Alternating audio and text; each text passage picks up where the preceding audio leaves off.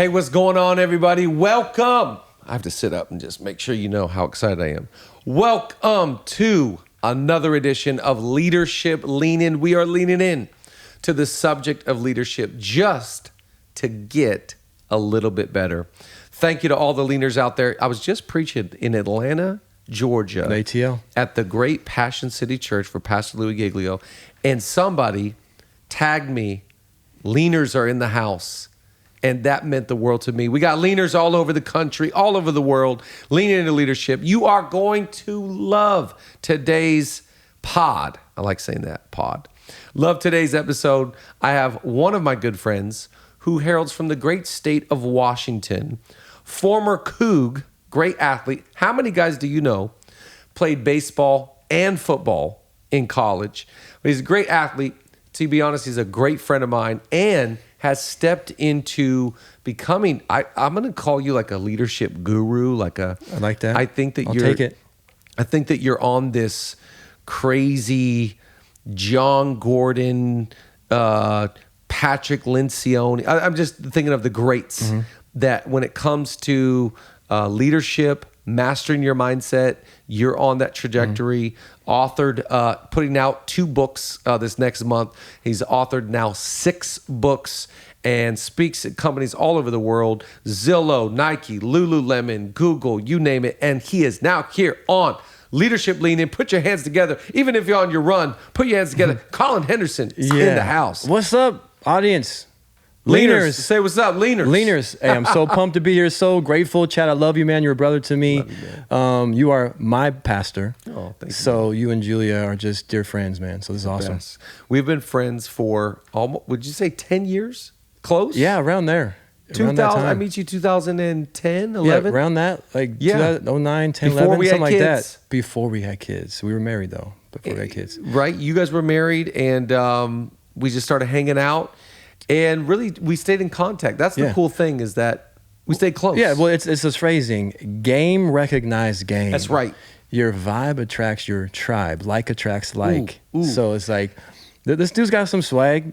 He can hoop a little bit, which helps. We used to hoop. And then you're just a great pastor, man. You were speaking to my heart, you know, and you changed me as a Christian, as a believer, as a husband. So for that, I was like, I want to be around this guy. And then we started, I remember meeting you at Starbucks at 6 a.m. up on South Hill, meeting high school kids at 6 a.m., just pouring into them. That's right. Yeah. We did that for years. And I remember C. Mark coming through. Charlie Martin. You bring in Charlie Martin, who we love so much. And just our wives are close. Now we get to go to Palm Springs and hang out. And just, it's a beautiful thing to watch. You guys are inspirations to us because of the way that you guys have a diligent work ethic and you think really big. There's a lot of confidence that oozes out of your life, a lot of security. And I like being around anyone that always has a thought that makes me think about it for like another 3 months. So like when you gave me the drama, mama, trauma, daddy and mama, I go, whoa. I just think about that stuff. You have so many bars and so many handles, but one of the things I'm really loving when I listen to you is master your mindset. I want to talk about that today because I feel like you've got so many great handles. I love your thought on when it comes to mastering your mindset, we don't even know what to do. That's it. We don't even know where to start. Talk to me about, talk to the leaners. Where do we start when we want to start having a better, not mental health, but a better mindset? But yeah, it's true. So mindset training is what the word prehab. Yeah. So you don't need to be sick to get better. It's proactively working on yourself. So I think in this like mental well-being space, really it's usually you go to a therapist counselor when there's something wrong, which is great. We need that. We need therapy. And it's pretty cool because in certain parts of the country, like LA, New York, everyone brags about how awesome their therapist is. Right. Where other parts of the country, they don't even talk about a therapist. Yeah. You know? So I'm not a therapist. So I'm a mental performance coach. So in like the sports setting, in like big time business world, they have coaches that help with leadership, with stress, with confidence, self-doubt, having your own philosophy. So that's what I do. So here's a few questions. Leaners, this is not a normal podcast. This is not normal. We're in the mind gym. Don't just exercise, exercise. Love that. So let's just think about this as a mental workout. Get your sweat on physically, but get your sweat on mentally. And how we improve our emotion, how we improve our mental strength is by leaning in and getting uncomfortable, asking the hard questions, writing them down, reflecting, and then sharing and building a plan. So just like you could train muscle groups, you can train different mental muscle groups like confidence, resilience, self-awareness, how to lead people, your own philosophy, process over outcome, courage, how to manage fear. Jeez. So let's just pinpoint an area. So mindset, as I taught the staff yesterday, is a conditioned set of beliefs that drive behaviors. Gosh, I love that. Conditioning. We're being conditioned all the time, what we see, hear, and experience. And Great. Unfortunately, because the brain has this bias for being negative, our conditioning, our self-image, our mindset is shaped by not positive things, but negative things. Negativity is like Velcro. Your brain's gonna hold on to it. Positivity, it's like Teflon. Wow. You work with your manager, you get 9 compliments, 1 negative, you just dwell over that 1 negative comment, but wait, she gave you 9 good ones. Right. You know, so it's more shaped by what you mentioned, trauma, drama, daddy and mama, how we've been conditioned in our childhood and through our environment. So leaners, here's 3 simple questions we can do as a mindset baseline. Mindset baseline. So question number 1, scale from 1 to 10. How much time are you spending proactively working on your mental fitness? 1 to 10. Jeez. Collin, what is that to be mentally fit? Because sometimes people say, well, I do mindfulness. That's fantastic. Yeah. That's one of 20 things you could be doing. Wow. Or I read books. Yes, I love personal growth. That's one of 20, 50 things. Right. So I think the problem is if you've never exercised before and you go to a gym, I don't know what workout, I don't know what lifts, what weights to do. So getting someone like myself or getting, a mentor, someone who's had success to kind of give you systems and structure. We both love James Clear. Love James Clear. And help me finish this sentence.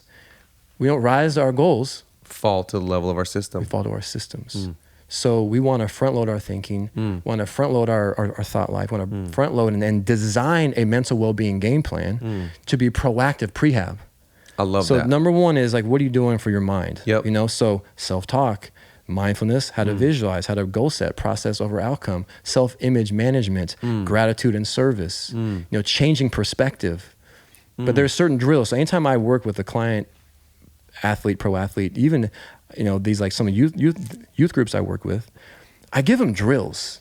That's so good. Mental emotional drills to train. So first question is, we don't have time to cover all those, but let's just give a baseline. How much time are you spending in your mental emotional health proactively, not reactively? Prehab. Number 2 is one of my favorite questions to ask any performer as a baseline assessment that we can work and grow on is, where's your focus? If you can add up to 100% in these 3 categories, past, present, future. Jeez. Where is your focus most of the time? Wow. Are you reliving? Are you pre-living? Or are you now? And when I'm doing workshops, hey, where are you? Right here. Right here. Yeah, but are you training right here? Do you even notice where your mind is going? Do you notice that you're dwelling on that past mistake? When you said that yesterday, I thought to myself, I spend a lot of my evenings, a lot of my times with my kids somewhere else. That really resonated with me because I thought a lot of times I'm in my head. You know that saying, like, he's in his head right now. When you're in your head, you're dead. Man, and I'm thinking about so many other things. And I don't know if they're all good things. I don't know if they're all, I'm dwelling on negative stuff. I'm dwelling on things that are like I can't control, things that have transpired, a comment, someone that, we're dealing with a situation. I need to be more present. What do I need to do to be more present? I think just noticing the word mindfulness, mindful is to pay attention. So just to be aware. Yep. But I think it's having a baseline understanding that the brain is designed to survive, not thrive. Wow. It's designed to survey the environment, look for threats, dangers, challenges. It's designed for to be safe, but we're not being chased, Chad, anymore by lions and tigers. So we've manifested, this fear of our social safety, with our health physically, to these social threats that your body has the same triggers and reaction, this visceral response to social threats as physical threats. Your body can't tell the difference. Wow. Your brain can't tell the difference. So the body cannot tell the difference between a real and an imagined event. Wow. So fear, even though it's not real, when you wake up from a nightmare, it feels real. Elevated heart rate, palms are sweaty, you got butterflies, sweating everywhere. Like, but there's no physical danger, but your mind can't tell the difference. Wow. So we're holding on to that past trauma. You're reliving those environments, or being anxious about the future, even though you're not speaking in front of anybody until 3 days. You're imagining what it'd feel like, and your body has a visceral response. It's crazy. So I think hey, listeners, leaners, just simple.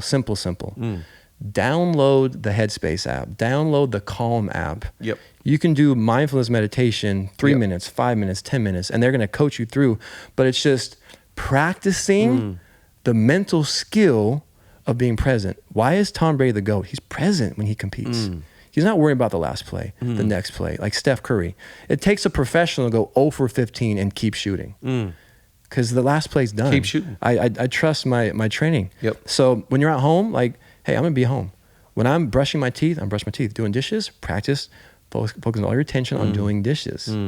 Just train your mind. Now, it is good to sometimes reflect and to learn from. In the right setting. Yeah, but have some structure. So I teach a system called good, better, next.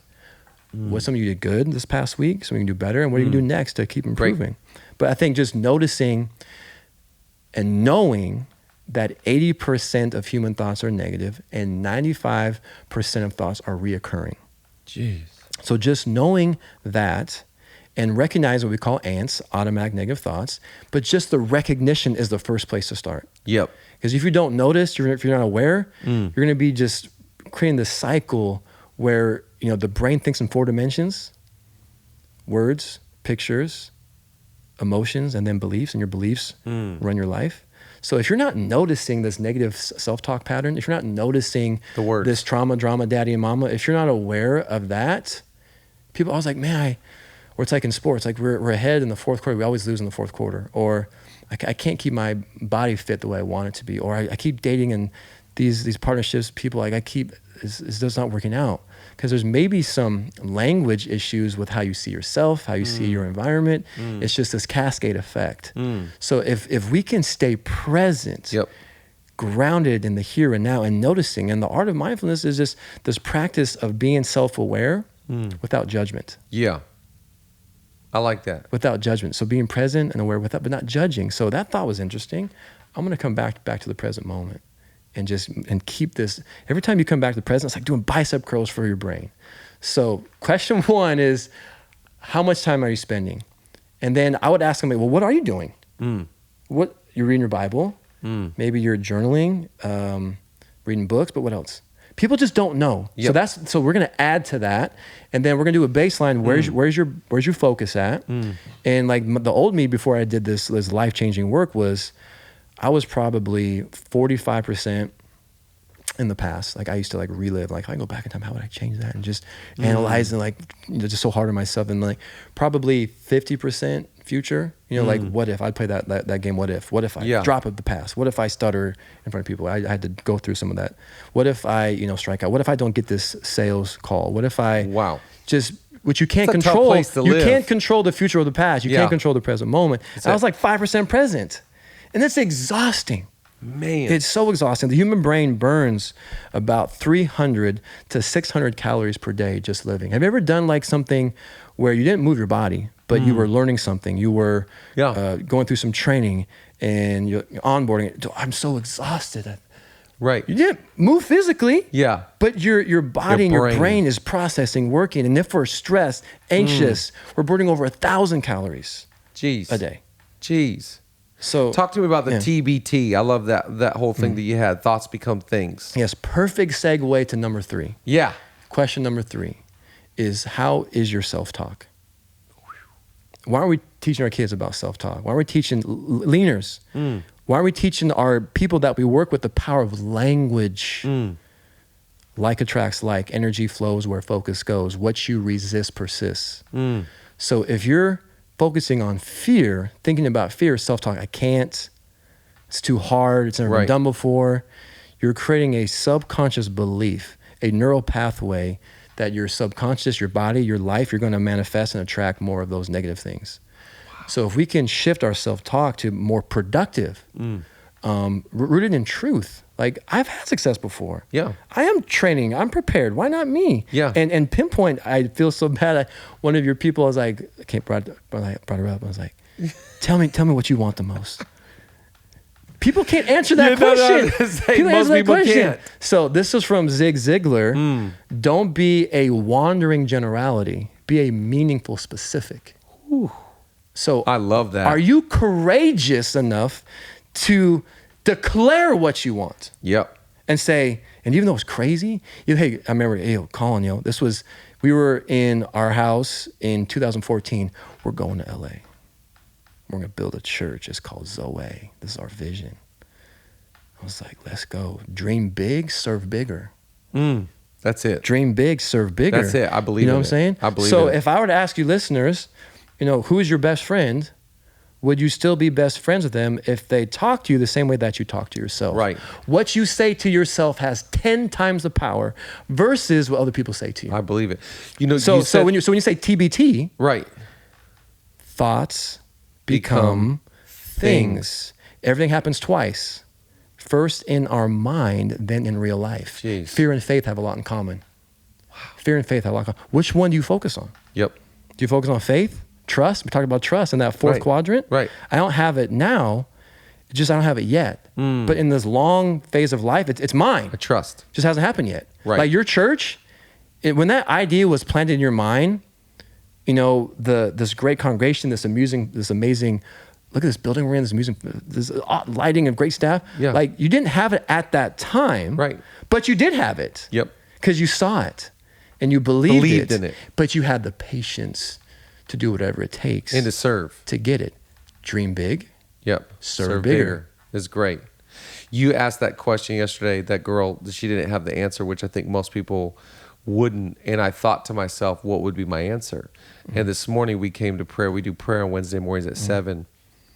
There's a whole bunch of people that come here. And I thought to myself about that question this morning. And I said, if Collin asked you the question, what do you want? What is your answer? What do you want? There are some things I can answer in the immediate, but I thought about the long term. And the long term was, I want to be greatly used by God. Now, someone like Gary Vee would have the language, I'm listening to his book right now. He would say legacy. Like Gary Vee said, I want to be so legendary that my name is a national holiday, that they have to shut down the nation because he made such an impact. Yeah.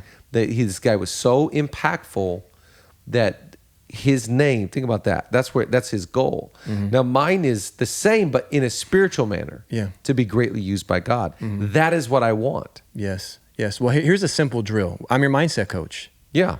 So I'm not just going to give you theory. Right. I'm not just going to tell you a story and just let you just figure it out on your own. Figure it out, right. I'm going to give you a system. So leaners, if you don't know your MVPs, you are not a leaner. You're not a leader. So to be an MVP leader, to create an MVP marriage, an MVP organization, you know your MVPs. Clarity is power. The best focus on less, not more. Let's eliminate stinking thinking. Let's get shrinking thinking. Ooh. Right? I love all this stuff. So MVPs, M is mission. Great. So Rob drove me up to golf at Sherwood, amazing course. What's up, Charlie? Yeah. Ryan, Chris. We had a great time yesterday. But I was asking some questions about leadership. And you don't need a title to be a leader. You don't need like some big corner office. Lead yourself first before you lead anybody else. Yep. So M is mission. Are you mission driven? Great. When you wake up in the morning, are you a gazelle or a lion? Because in the jungle, gazelles, they're running away, avoiding, delaying. Are you avoiding and delaying? Or are you a lioness, lion, attacking every day? Great. Doing things with purpose, on purpose. You have intent. Yep. Right? So the mission is not really the end result. A mission it's not the road to success, it's the success road. It's a daily intent, a vision. Yep. And you just said yours beautifully. Yep. Maybe tell listeners one more time what's your vision, mission. My whole goal is to be greatly used by God. And what I mean by that is God uses me to reach a lot of people, see a lot of people come to salvation, a lot of people find freedom, raise up a bunch of leaders, raise up churches, like to make a great impact on the earth. That is my mission of my life. That is the why behind everything I do. But doesn't it simplify everything for you? Everything. If it doesn't fit that mission, I don't do it. We're not doing it. It just, guys, this is going to help you think about less. Yep. The best focus Great. on less, Great. not more. But have you done the work? To think, analyze, who are my mentors? Who are my pastors? Who do I admire? Let's distill it, success leaves clues, and ask myself, what do I want to be known for? What's on my gravestone? What's my legacy? When people think of Chad Veach, what do they think of? Well, guess what? Don't find yourself, create yourself. Great. Decide. Yep. Decide. Write it down. I believe that. And act like it. Then the V, we have the vision. Now we need some action, right? So V is values. Yep. So have you pinpointed behaviors to help fulfill that mission? And my mission of Master Your Mindset, my personal mission as a father, as a husband, as a mentor, as a friend, is to transform lives and normalize mindset training. 1A, 1B. I love that. So if I transform 1 or 100 million, I'm good. I'm just going to wake up with the intent to transform a life in the glory of God. But I'm sneaky with it because I talk to corporations and schools. So the best compliment, the best compliment someone would say is, "Dang, Collin, that was some fire. Are you a Christian?" I can see the gospel spitting through those words. I was like, how'd you know? I'm sneaky with it. You know, so mission is to transform lives and to normalize mindset training. Values is to be a G. I love this one. I've just simplified this for everyone, for myself. Be a G. I'm trying to be a G. Hey, listeners, are you a G? So G is putting God first at the foundation, an audience of 1. So how do I do that? Gratitude, giving, and growing every single day. Great. That's how I measure success. That's how I measure, that's what I value. That's what's going to help me trust the process. That's the process. Put God first, choose gratitude, give, serve, help, love, and grow. That's why I'm not afraid to fail.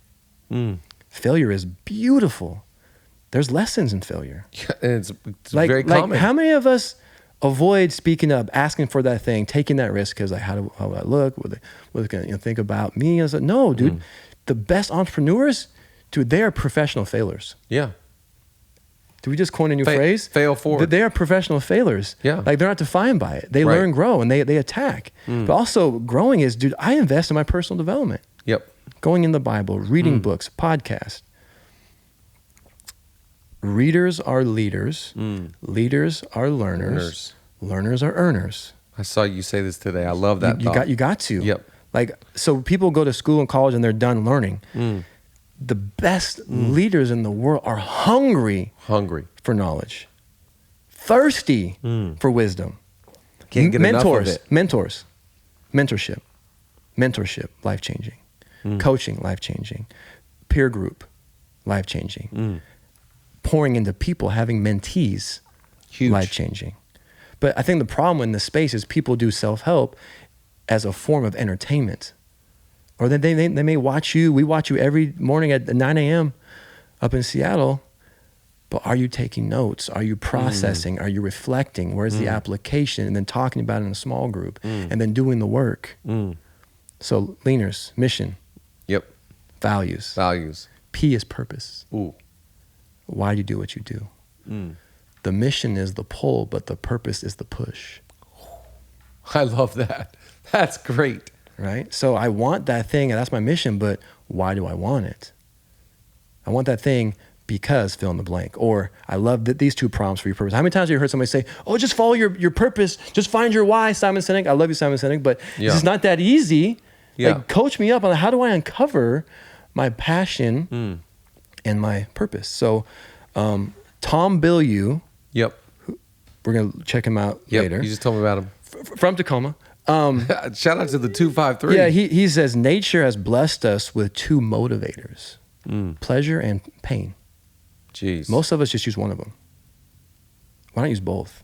So sometimes your purpose is like, what pisses you off? Like, what gets you frustrated? Solve that problem. Serve that need. Serve that audience. Make your mess your message. Make your mess your mission and your purpose. So my purpose statement is, through my descent and my rise, provide people with tools to be the best version of themselves. Tools, because I struggle with anxiety. I struggle with the lie of perfection. I struggle with worth tied to outcome, negative self-talk. Now, hold on, stop there, because I think that's very important for people to hear you say that.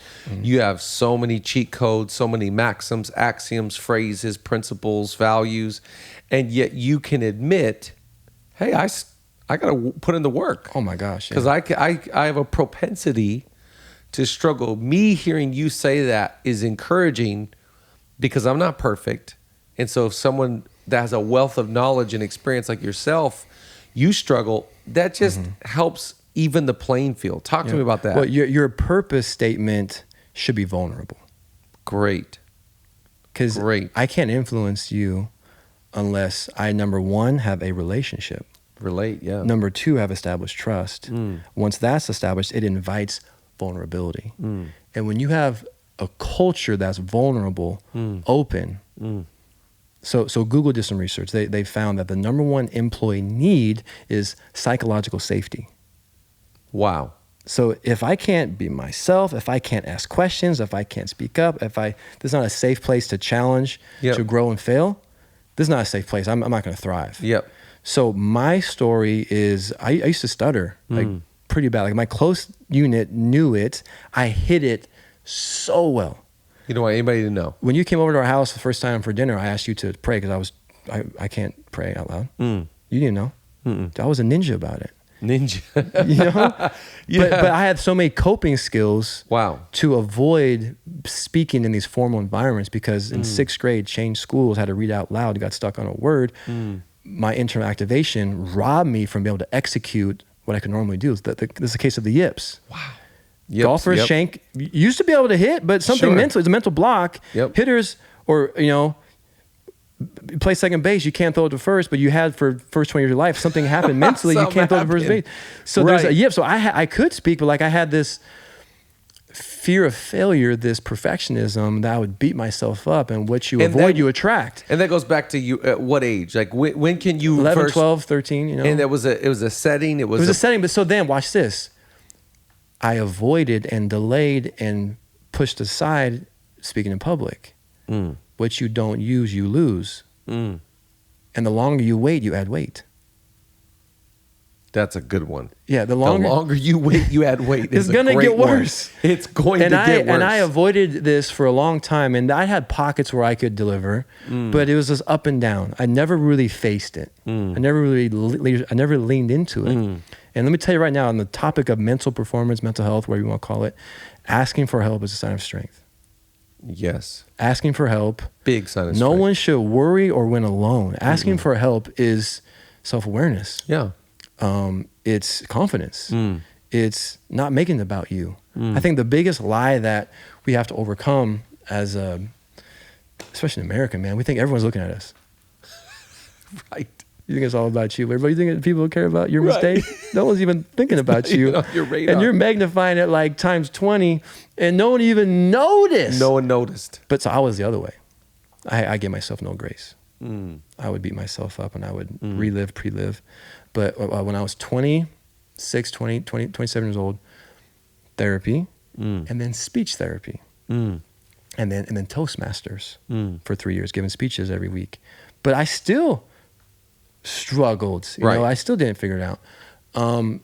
I told the story yesterday. Like, you asked me to do the offering message and tithes. I'm like, nope, don't think so. Can't make that one work. But then I remember like 3 months happened. I was like, dude, I can't run away from this anymore. Like, I've mastered speaking in Toastmasters, a safe group of like 12 people or 10 people that have seen me. So I'm comfortable there. I need to start stepping outside of my comfort zone. Growth and comfort zones cannot coexist. Love that. Just can't. I love that. So if you do what you fear the most, there's nothing you can't do. So I hit you, I was like, Chad, let's do it. I'm ready. I'm going to do it. I wasn't ready. So show up scared. That's good. So I practiced for like a week. For those 2 or 3 minutes, like I practice. And then when I got up there, I was nervous, but nerves are normal, man. If it's not nervous, there's nothing good on the other end. Those butterflies is life's best clue for something great's about to happen. Give them the quote you ended with yesterday. This was fantastic. Yeah. So we're still talking about purpose. Yes. So my purpose is from my pain, and that's my power. So pain and pleasure. Yeah, so I lean into how painful I felt. And that gives me empathy. That gives me curiosity. That gives me relationship. That gives me patience. That gives me understanding. That gives me, I don't care if you're a CEO or if you're a sophomore in high school or if you're a janitor, I'm going to be listening to you. And I'm going to be pouring into you because I know what it felt like to be anxious, to cry myself to sleep, my biggest paranoia was in a corporate environment and we had to go around and we had to introduce ourselves. Because I have to say my name. I have to say what my role is. There's nowhere to hide. Like panic attack in that moment. At halftime I would like run out and I gotta go to the restroom or make up some gimmick to like work around it. So guys, I've dealt through. Sure. There was times where I couldn't answer the phone, times I couldn't order food through a drive-thru, times where I was on a WebEx. It was my turn to talk. Slammed the thing shut, text manager, I lost service. I had a panic attack. Wow. This is powerful. Yeah. So if you just commit to yourself and give yourself self-compassion, I call it RSA, radical self-acceptance. Jeez. Love yourself first. It's so hard. So powerful. It's so hard. Like compassion, grace. You're not your past. You're not your past. You can rewrite that. Your life, your pen. You can rewrite your future. So, but do the work. Prehab. Weight room. It. Weight room. Mental weight room. You know, self-talk. Have a self-talk plan. Set some goals. MITs. Most important tasks. They've identified key behaviors. Behaviors precede success. Be around people that lift you up, awesome. That love you. You know? Okay, so, the quote. This quote is from Joseph Campbell. I love that you cite your sources. Yeah. This is one of the greatest values you have is you're going to tell me who said this. Yeah. That is great leadership. Yeah. Well, it's like, who do you think? You have all the answers? No, but so a lot of people go, I heard it said, but you're like, no, his name was Joseph. Joseph Campbell, philosopher, you know, he had a great quote that just stopped me in my tracks when I saw it. I was like, yes, that is true. I'm living this right now.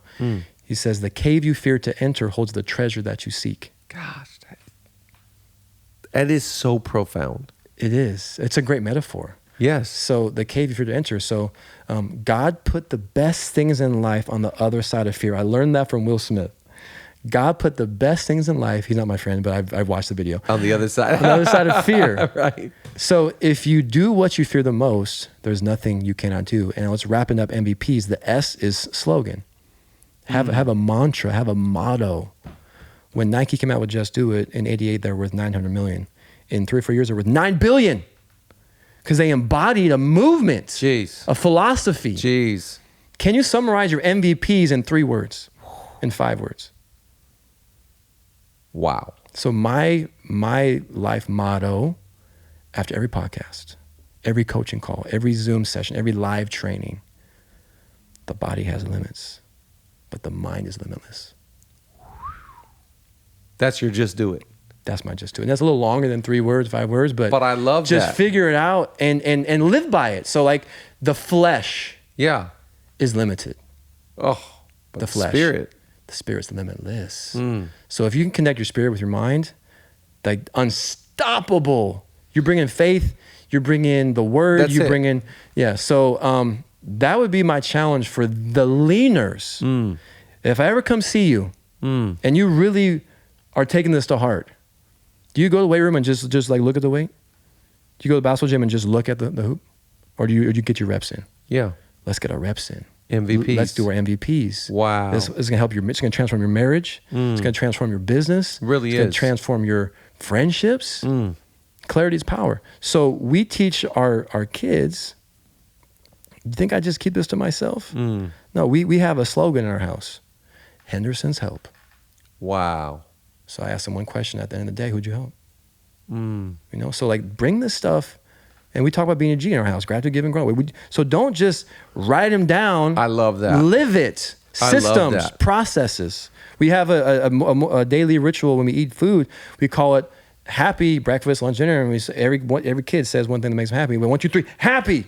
Wow. So we're repping these things.